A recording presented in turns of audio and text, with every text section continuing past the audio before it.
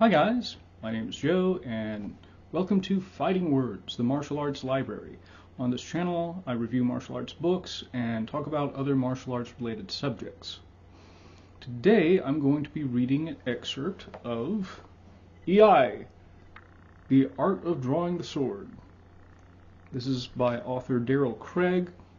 I'm actually going to be reading the chapter on Seppuku, which is ritual suicide.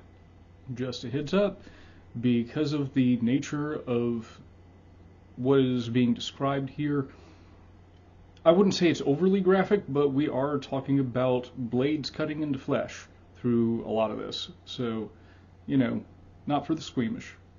In recent decades, Japan's legends and feudal practices have become familiar to many of us. By far, the most talked about is seppuku. When you read something about one cutting himself open, somehow the mind always goes back to the Japanese and asks the question, why would anyone do such a thing? First, I think you would have to be Japanese to understand. Many books and endless talking to some of the old Japanese masters have made me understand the Japanese feeling about the subject. But I must confess I do not understand how men could do such a thing in the frame of mind in which they did it. Many Westerners with whom I've discussed the subject seem to feel that the act of seppuku was committed in a drugged or drunken state. To be sure you understand seppuku or harakiri, abdomen cutting, let me make this clear. At no time were any of those men committing seppuku under the influence of any drugs or drink. On the contrary, their minds were as clear as crystal and knew what they were doing every minute. Seppuku, the formal name, and harakiri, the more common word for the practice, go back in Japanese history to about AD 1336. Before this time, it was the custom in crimes deserving capital punishment to either behead or to strangle the condemned person, not much different than the European custom of hanging or the French custom of using the guillotine. And I might add, preferable to being burned at the stake or being stoned to death by a mob. I'm not suggesting that seppuku was a pleasant way to die, but for the Japanese it was a way for them to die with honor and self-respect, and to keep their name clean. Today, most of us feel that there is no particularly good way of putting an end to one's life, but if you were born a warrior, or samurai, in Japan, the way that you died was very important to you and your family. I think elements of the same sentiment are evident even in society today. If a member of your family committed a capital crime and was executed, you would be reluctant to discuss the death socially. On the other hand, if the relative committed suicide in a very brave and dramatic way before being arrested for his offense, his death tends to elicit social comparison and sympathy, rather than the disdain shown a convicted murderer.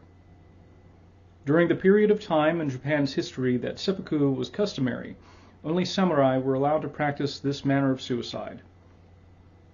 The act of seppuku had as many formalities as would a White House state dinner for visiting nobility. The samurai was well trained in the ceremony of seppuku because he might have to take a role in it, or at least might have to teach it to a younger samurai just beginning their journey as warriors. First, it was necessary to select witnesses, then find a place for the condemned man to wait. Next, a location for the ceremony had to be determined, and then seconds had to be selected. A second was one of the most important men in the ceremony. He had to be chosen very carefully and usually agreed to by the condemned man. A samurai who acted as a second was called kaishaku. The kaishaku was required to be of sound mind and body. He was to show neither his like nor dislike for the office given him.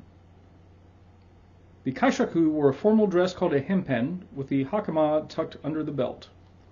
In the ceremony he must not wear his sword, but should have a small knife hidden upon him somewhere. There were 3 seconds in the ceremony: the head kaishaku, his assistant, and a lower class kaishaku. It is the duty of the head second to cut off the condemned man's head, and this is the most important position in the ceremony of seppuku. The assistant kaishaku handles the tray upon which the small knife with which the condemned man cuts himself open is placed. The third kaishaku carries the severed hand to the witnesses for identification. The third man is also important because he might be called upon to cut off the head if something should happen to the other two men. It is very interesting to note that the second who cuts off the head is not allowed to use his own sword, but must use the condemned man's own weapon. The reason for this being, if a mishap in the beheading occurs, it can be blamed on the victim's sword and not the kaishaku. It is the second's job to decapitate the condemned man with a single blow. You might think this is a simple thing to do, especially for a samurai trained to use a sword almost from the time he could walk. But let me add one further point. The head had to be cut off, except for a little piece of skin, which was to keep the head from falling off the platform and touching the ground. To cut off a man's head this way, the samurai had to know precisely what he was doing and have extraordinary control. He and his sword had to be as one.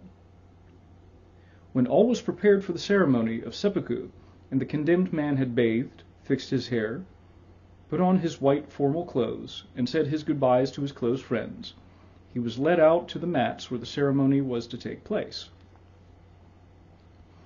At this time, according to his rank, he might ask for a pen and paper to write his farewells. This was kept to an acceptable minimum of time. The second should be to the left and out of sight of the condemned man. The condemned man faced west, and the second faced the north. When the condemned man had put his writing implements down, the second made himself ready. The condemned man at this time stripped himself from the waist down, tucking his upper clothing under his knees and legs tightly so as to support his body. This was done so his body would fall forward and not backward. At this time, the condemned man reached out and grasped the dirk or small knife. Pointing the dirk to himself and inserting it into his stomach with both hands, he drew it across his stomach from left to right, twisting the knife and pulling it up to the solar plexus by following the lower rib. This done, he withdrew the dirk and lay it down. Not a sound is to be heard from the condemned man or anyone at the ceremony. The second then stepped to the left and placed himself in a position to strike the final blow. The condemned man leaned forward and extended his neck. The kaishaku, who has followed every movement of the condemned man, now without delay raises his katana and with the speed of lightning removes the head from the body, all but a tiny piece of skin under the chin. If this is accomplished, the kaishaku has done his job well. I would like to note that there wasn't really any sources cited for this, so while I would consider Mr. Craig an authority when it comes to Japanese swordsmanship and probably the customs associated with that, including seppuku, we should at least allow perhaps the possibility that not everything here should be treated necessarily like gospel. With that being said, it seems to ring true, at least. As I mentioned up front, the book itself is more on iaido, which is the art of drawing and cutting with the sword. It's interesting that this was included in the book. I'll talk more about it when I get to my review, whatever that happens to be. But because it is part of the martial culture that many of us draw our martial arts from, and because it's included in a martial arts book, I thought it would be appropriate to share it. I hope this doesn't come across as an endorsement for anything like this, because I don't, but again, it's sort of a cultural thing that links in with martial arts history and culture. Not something that I think we should endorse today. I guess I should include a little disclaimer here. If you are having any suicidal thoughts, please contact your suicide hotline. Reach out. The world needs you. Believe me. Anyway, that's all I have for now.